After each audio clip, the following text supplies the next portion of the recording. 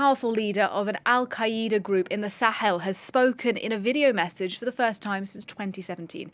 Iyad Ag Ghaly's men have been battling Islamic State group fighters for influence in the region for some time now. And listening to what he had to say was our terrorism expert, Wassim Nasr. He's with me in the studio now. And first of all, Wassim, just tell us what this Al-Qaeda leader had to say.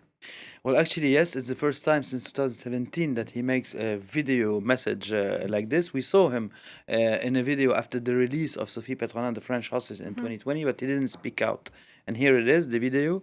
And so he had many subjects that he talked about. The most important is that he said it's a new phase of jihad for them against the juntas in the Sahel region, meaning Mali, Niger, Burkina Faso, and their alliance with the Russians. And he talked about the massacres committed by Wagner in name and the Malian army, for example, and the Burkinabe army. Of course, he did not talk about the killings that were made by Al-Qaeda, either in Mali or in Burkina Faso, but the focus, the beginning of his speech, was about fighting Russian mercenaries and local armies. He reminded the battles of Niafunke and Djibo in Burkina Faso that we talked about a few days ago, and he said that they are arming more and more men, and which is also corroborated by sources on the ground in order to wage this new war, actually. And it's particular to see today that even when we talk about massacres or human rights abuses, there's no one on the ground except the armies, the militias, and Al-Qaeda. So it's particular to see Al-Qaeda talking or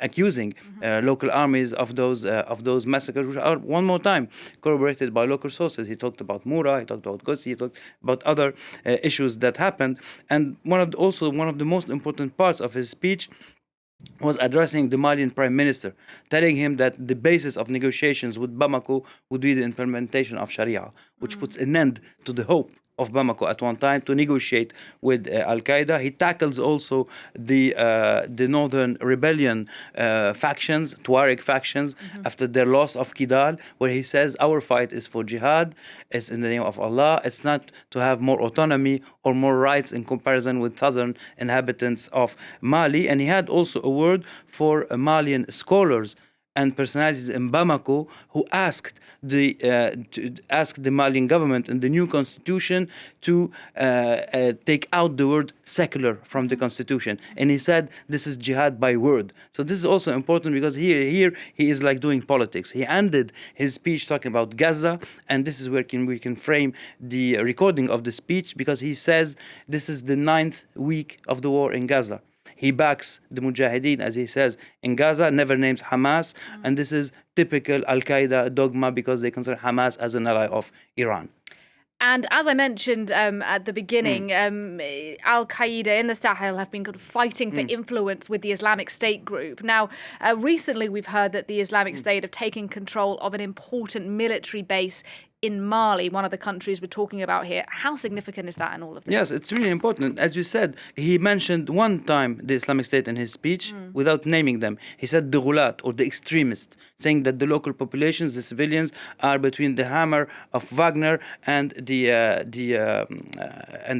the other side they have the Islamic State. So it is important. Here we see it on a map. You see the architecture of the base. This is a base that was made or constructed by the French in 2020, following the Vauban style, as we say, which was made by French under the King Louis XIV, you see, to defend a base.